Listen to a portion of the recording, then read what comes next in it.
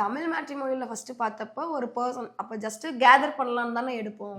அப்போ அப்படி இந்த டைமில் அவரு தான் நான் அந்த ரெக்வஸ்ட் கொடுத்துருந்தேன். அவங்க தான் நம்பர் எடுத்து கால் பண்ணாங்க, பேசணும். அப்போ அந்த ஃபஸ்ட்டு அந்த ஒரு கான்வர்சேஷன் மட்டும் தான் போச்சு. எப்படி என்ன ஏது ஃபஸ்ட்டு ஒய்ஃப் எப்படி என்னங்கிறது தான் நான் ஃபஸ்ட்டு கேதர் பண்ணிட்டு வச்சிட்டேன். அதுக்கப்புறம் ஜஸ்ட் மீட் பண்ணலாம். அதுக்கப்புறம் மீட் பண்ணதுக்கப்புறம் தான் இவரை பற்றி தெரிஞ்சு அப்படியே. சரி, இப்போ நீங்க ப்ரொஃபைல் பார்க்கும்போது தெரியுமா அப்பு கடை பிரியாணி இவராச்சு அப்படின்றது ஏதாவது தெரிஞ்சிச்சா? தெரியாதா? இல்ல தெரியாது.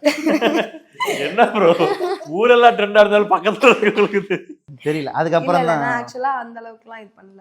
சோஷியல் மீடியால நான் மேக்ஸிமம் ஆனா என்ன நினைச்சிட்டு இருக்காங்கன்னா அப்பு கடை பிரியாணின்னு பார்த்து தான் இவங்க கல்யாணம் பண்ணாங்கன்றது பணத்தை பார்த்தானே. ஆக்சுவலா எனக்கு ஆனாலுமே தமிழ் மேட்ரிமோனியில பார்த்துமே அப்பு கடை பிரியாணிங்கிறது தெரியாது. நான் பேசி என் வீட்டுல சொல்றப்ப பட் ஆனா என் தம்பி வந்து அதெல்லாம் வாட்ச் பண்ணியிருக்கான். அதுக்கப்புறம் சொல்லும் போது நான் சொல்லிட்டேன் இது மாதிரி அப்பு கடை பிரியாணி தான் அப்படின்னு சொல்லும்போது அவங்க தம்பி கிட்ட சொல்லும் போது தம்பி தெரியும் அப்படின்ட்டு சொல்லியிருக்காங்க. அதுக்கப்புறம் பேசும்போது ஓகேன்னு சொன்னாங்க. அதுக்கப்புறம் வேணான்னு சொல்லிட்டாங்க. அப்புறம் நாங்கள் வேணும்ன்ட்டு வந்துட்டோம்.